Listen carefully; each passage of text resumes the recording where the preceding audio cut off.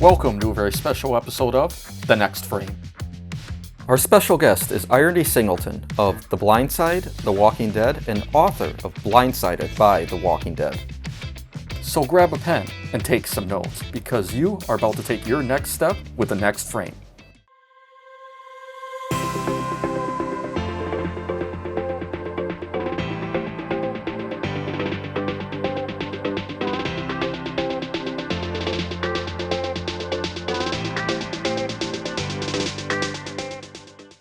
Guys, I'm IronE Singleton. My hometown is Atlanta, Georgia, and I am an artist, actor, activist. It's like AAA, right? So it's a pleasure to have you, IronE. Thank you again for taking your time to be part of our series. Just wanted to, get started, get your input about the filmmaking world. So what first started your interest in becoming an actor? Like what age, first pop that spark to want to do this type of work? 11 years old, my aunt put me and her son, my cousin, into an acting program, and it was called the Bounty Program. And that was my first taste of literature, where I did Shakespeare. So the first exposure I had to Shakespeare was Romeo and Juliet. And from that moment on, I think I had a slight bug, because throughout high school, I just kind of became somewhat of an actor. I would kind of act out things that I would do. I love to do that. But when I got to the 11th grade, my English teacher had us to write a paper to commemorate Dr. King's birthday. And it was called the I Have a Dream speech. And she wanted me to write a speech, and she wanted me to present it at the citywide oratorical contest. Mm-hmm. And in that, because she said I had a good commanding voice. And in that paper, I wrote that I want to be an acclaimed actor on the big screen so that I can inspire millions of people around the world. So this is what I wrote, but she told me that I needed to be more practical, because people from my environment just didn't. We were lucky if we made it out of the projects, out of the inner city. So she said, to be an actor, she said, that's kind of far-fetched. You may want to think about something more practical. But I held fast to that desire, and here I am today. Never know how amazing that first spark is that draws into where you are today. It's truly phenomenal to look back on. But you know what I think, Derek? I think that I was destined to be an actor. Just like I chose it chose me. I think that it reminds me of the book Inspiration. Yeah. And I don't know if you've ever heard of that book, but it says that we are, whatever we do in this life, we were preordained to do it. So I think really before I came to Earth, before I was born, I think I was kind of destined to be an artist, perhaps. When I was a kid, I always wanted to be a paleontologist, because I always thought dinosaurs were cool. Never in a million years did I think I was going to become a filmmaker, working with a camera, working in the news world as well. It was that never came to mind, but it was something so small, a project my brother did that inspired me to work with a camera and tell stories. Stories not just to be entertaining, but also to be inspirational, and you get something out of it, and it might even inspire you as well to change your life and continue pushing forward with your goals from there. What was the name of this project your brother did?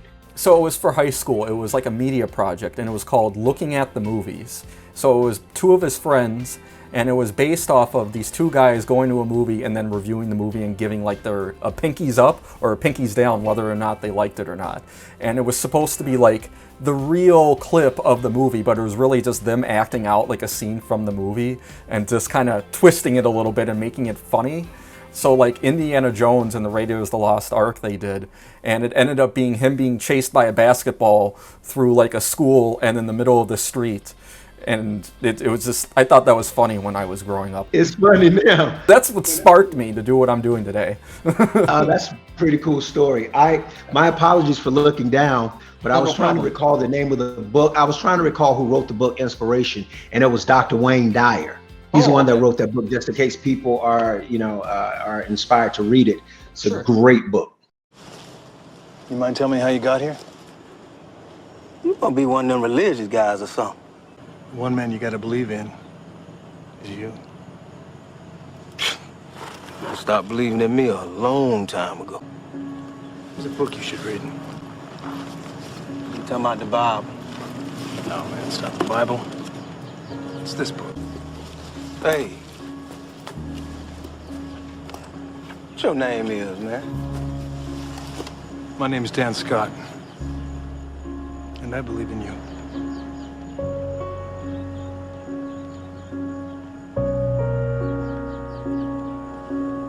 Can you recall like your first official like movie project, and how after completing that project or television project, how did it inspire you to keep on pushing further into your acting goals overall? My first movie project was Fled, by starring Lawrence Fishburne and Stephen Baldwin. Okay. And it was a remake of a classic. I don't think it was called Fled then, but I think that Paul Newman starred in it, and Sidney Poitier. But I don't think it was called Fled then. The name of it escapes me. So I was a featured extra in it. And but I was studying theater at the time. I think this came out in 96, 97 or something. So I was a theater major at Georgia. So I knew what my plans were. I was planning on acting. And then I was also an extra football player and Remember the Titans as well. Awesome. But I don't know, they didn't really give me an extra desire, extra motivation to act, because I knew that's what I was going to do with my life anyway. So, but it was a good experience just getting to watch them as pros do their thing, to kind of get an idea of how I should handle myself on the set. It was like your first like stepping stone, and realize I can grow much more than what I was just doing now. It's just like a little piece of my story that's gonna grow into something bigger. Yeah, it helped me to dream better. About the future, and I could see myself in their position. I think in my mind I was thinking, okay, it's just a matter of time. When I was serving their coffee, I don't know which one's coffee I was serving, or if I was serving both Fishburne and Baldwin's coffee, but I was like, I see myself in their position one day. I just kind of envisioned it. You never know what the next step is. It's always like, you think about it, you believe like God's got this next step for you. You might not know what it is yet, but it's coming, and it's gonna come and just blow your mind. I wouldn't be where I am without God. There have been some miracles performed in my life, and I know that God was in control. Otherwise, I wouldn't be here talking to you right now. Oh, that's Big Mike, man. Big Mike is in the house. Big Mike, where you been, baby? Oh, hey, who that fine thing you got driving you around now, like Miss Daisy or something? Hey, David.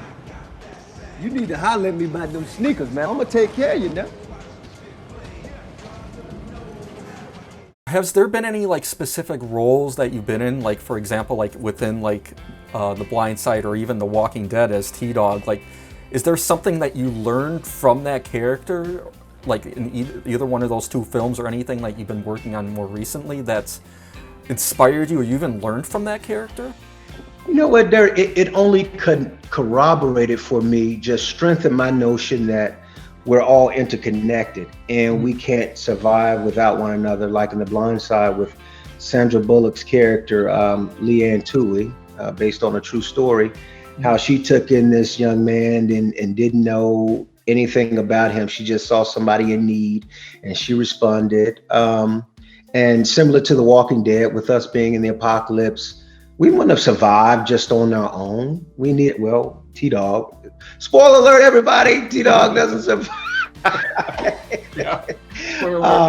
But we need one another, and if we're not there to look out for one another, we're not going to make it. We're not it, or it's going to be a more miserable existence if you think you're already miserable.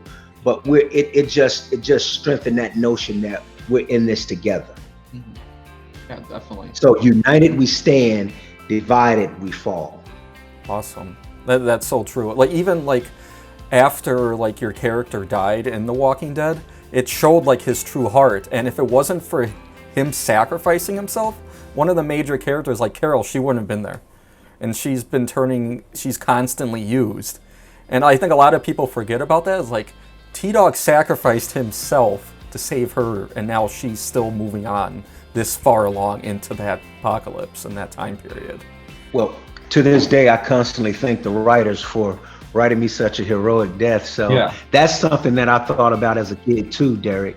Mm-hmm. I envisioned many things, and when I would watch the movies where the individuals would sacrifice themselves, because I think there's not a greater honor, I think, anything that would exceed sacrificing yourself for humanity or for a greater cause or for something that's much bigger than you.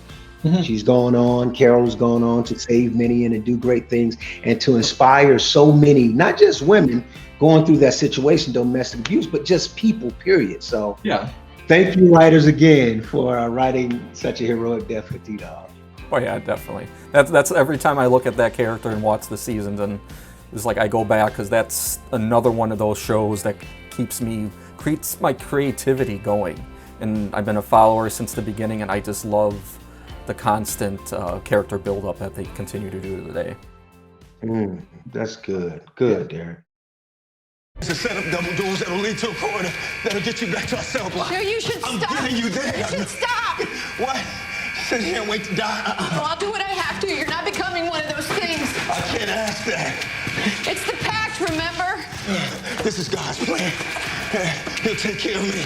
Always has. He's gonna help me lead you out of these tombs.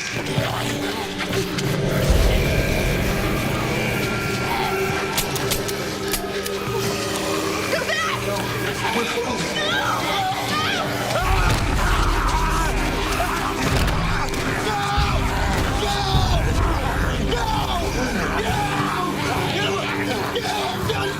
Is there any advice that you would want to give to people right now that want to be like you, for example, go into acting, go into theater, like those stepping stones? Where should they start? And like, do you have like a specific message for them? Yeah, I'll start with the cliche expression, never give up, guys. That's the cliche because, I mean, if you give up, then you know it won't happen. Mm-hmm. But yeah, persevere and put in the work towards your craft before you tell anybody to put you on and tell them you're an actor, put me in your movie, put me in your project. You have to get the training first. Like I mentioned earlier that I went to the University of Georgia. I studied theater. So I prepared for it and I did a lot of free work. So be prepared to just kind of dedicate your time to it. You may have to do a lot of free work. I worked for crumbs and kibbles and bits there. I did theater. I did plays to where I got maybe $50 stipends to work for 2-3 months at a time.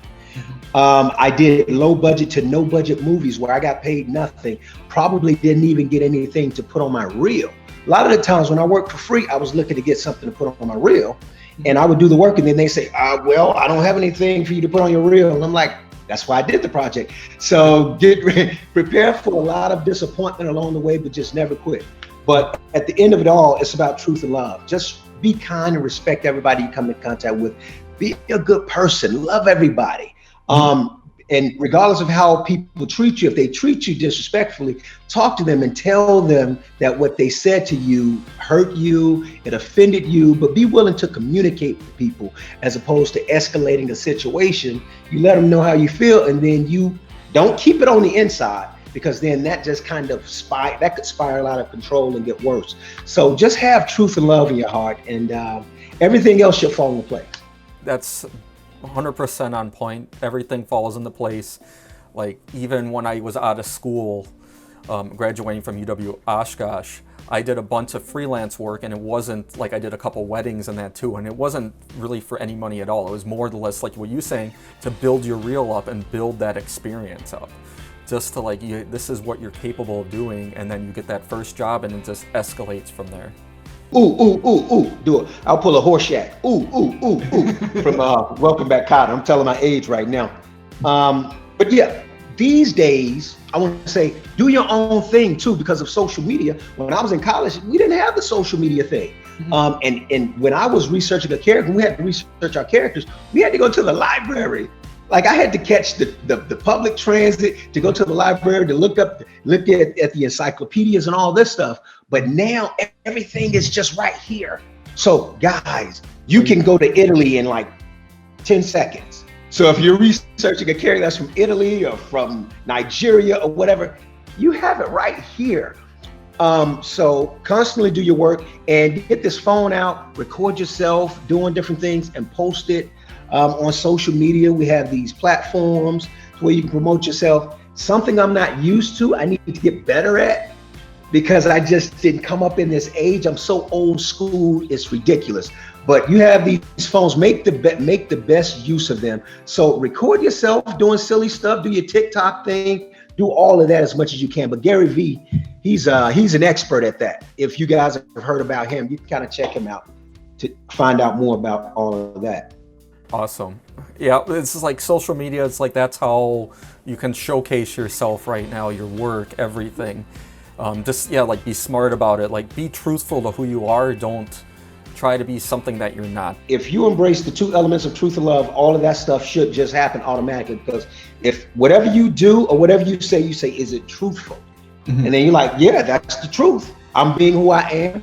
I'm being who God made me to be. I'm not trying to be like that actor or this actor. I'm being authentically me, because you have something special to offer the world. You're an individual for a reason. God created you for a reason. That means you have to offer it to the world. If you don't offer it, then you're doing humanity an injustice. We need everything that you have to bring to the table.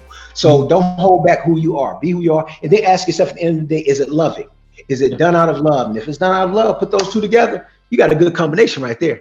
I want to be a productive citizen. I want to do something with my life. I want to be somebody. But it seems like nobody want me to be something. Help me!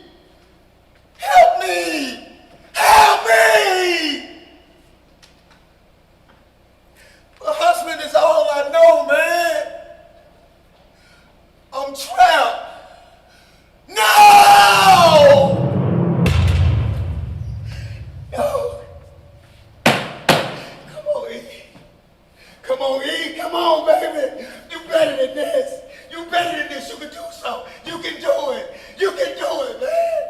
Come on, don't quit. Don't quit. Don't quit. Thank you again, IronE, for being part of the Next Frame. We appreciate you being part of the series. Hope everybody in Milwaukee and the Wisconsin area and elsewhere too can learn from IronE and take his inspiration and faith to heart. I wish you all the best, brother. God bless you. And with your show and everything else you do, Milwaukee, I love you guys. Love you, world. Take care. Love each other. It's free.